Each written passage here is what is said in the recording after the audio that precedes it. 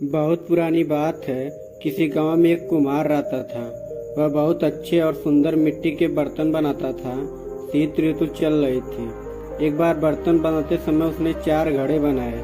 वह घड़े बहुत ही सुंदर और बड़े थे। इतना सुंदर और बड़ा होने के बाद भी कुम्हार के सभी तरह के बर्तन तो बिक रहे थे, लेकिन उन 4 घड़ों का कोई खरीदार ही नहीं मिल रहा था। इस बात को लेकर चारों घड़े बहुत दुखी रहते थे। काफी दिनों तक ना बिकने की वजह से वह चारों खुद को बेकार और बिना किसी काम का समझने लगे थे। एक दिन वह चारों घड़े अकेले रह गए थे।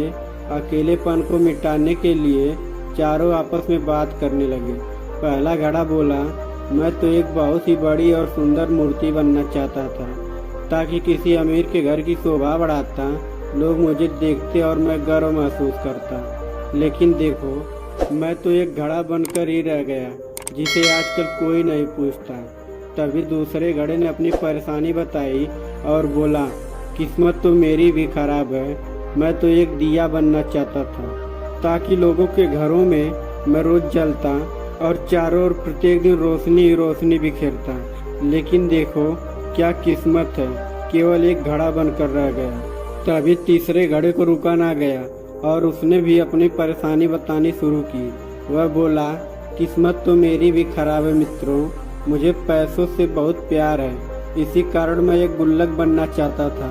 अगर मैं गुल्लक होता तो लोग मुझे खुशी से ले जाते और मुझे हमेशा पैसों से भरा रखते। लेकिन वाह रे मेरी किस्मत, मैं तो केवल एक घड़ा बनकर ही रह गया। अपनी अपनी बात कहने के बाद तीनों घड़े उस चौथे घड़े की तरफ देखने लगे। चौथा घड़ा तीनों को देखकर मुस्कुरा रहा था।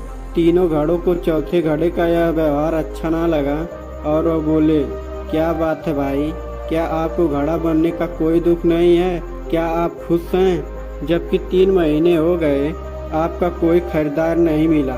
इस बात पर तीसरा घड़ा फिर से मुस्कुराया और बोला, आप तीनों क्या समझते हो?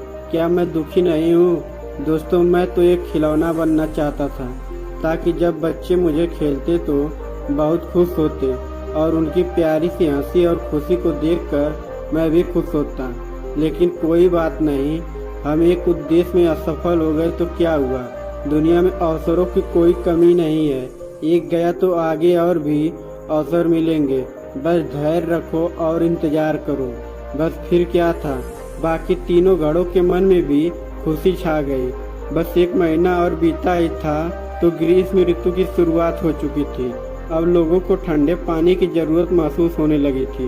लोगों ने घड़े खरीदना शुरू कर दिया और चारों घड़े बड़े सुंदर तो थे ही।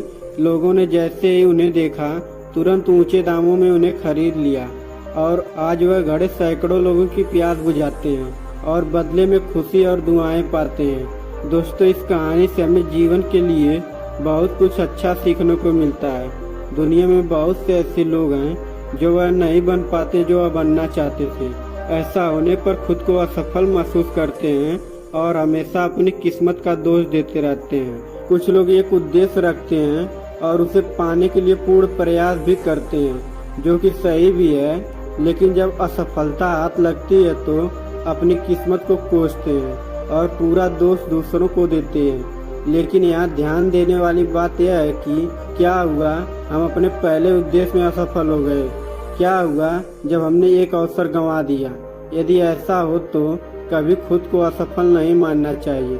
एक अवसर चला गया तो क्या हुआ, दूसरा अवसर आपकी राह देख रहा है। दुनिया में अवसरों की कमी थोड़ी है। यदि चारों ओर देखा जाए तो अवसर ही अवसर दिखाई देंगे। कोई एक अवसर आपको सफलता जरूर दिला देगा। यदि विफलता मिल रही है तो घबराने की जरूरत नहीं है। खुद पर विश्वास रखो, हमेशा धैर्य बनाए रखो।